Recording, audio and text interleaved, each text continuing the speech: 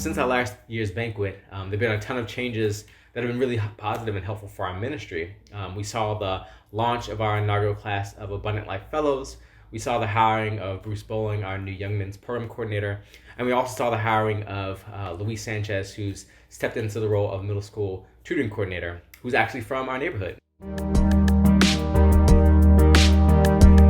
Much of what has happened with COVID-19 is it's forced us into trying to react very quickly and respond to what's going on around us. And really that's been an opportunity to think about how to partner well with those who are similarly engaged in just blessing the broader community. And so for us, that's looked like looking for opportunities to partner with city schools or partner with the PB&J Fund to make sure that families that need food or have access to food. That's also looked like exploring other opportunities with agencies that are providing masks. We offer one-to-one tutoring as well as a Bible club. So they have 90 minutes where they come in, they have outdoor time, they have a snack, and then they are paired with a tutor and either have reading or math support.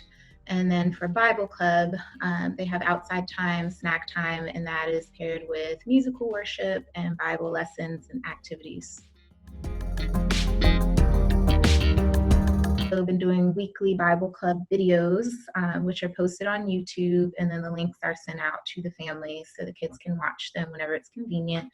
And then I have also been doing some special shout outs to each student where I will just affirm them with a lot of things that describe their personality and their strengths. And then I've also made a portrait of each child, and it gets featured on Facebook, and I will tag their parents.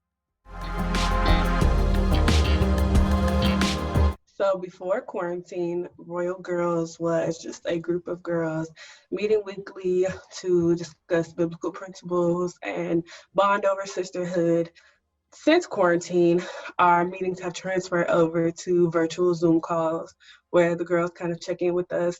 We discuss a scripture, but then also give the girls a chance and an opportunity to talk about their own lives, what's been going on that week, what are some things that we can support them in. I'm just amazed by the girls' willingness to continue every Thursday, logging on, whether they're in the grocery stores with their moms or they're in the bed, they are not hesitant to show up. And so that warms my heart.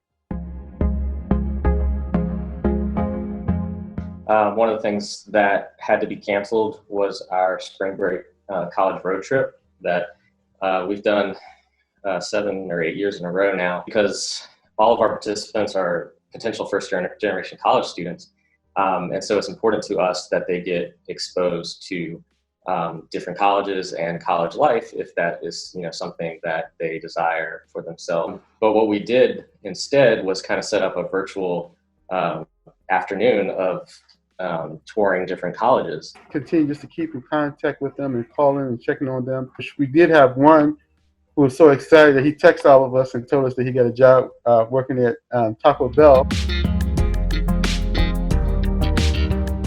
One of the things that we decided to do is produce a video that we have decided to entitle Abundant Wisdom. And the basic idea of it was to have staff members share wisdom and insight on how to deal with certain aspects of life. Now that we are in quarantine, how do you do online education with your children through school and homeschool basically while still having a job? Of one of our principles of CCDA, actually empowering our community and not pretending like we have all the answers. Now the ideas of having the community actually share videos of wisdom themselves of how they are dealing with the social distancing and quarantine and how they are doing that with different aspects of their life, and we're putting that together into a video.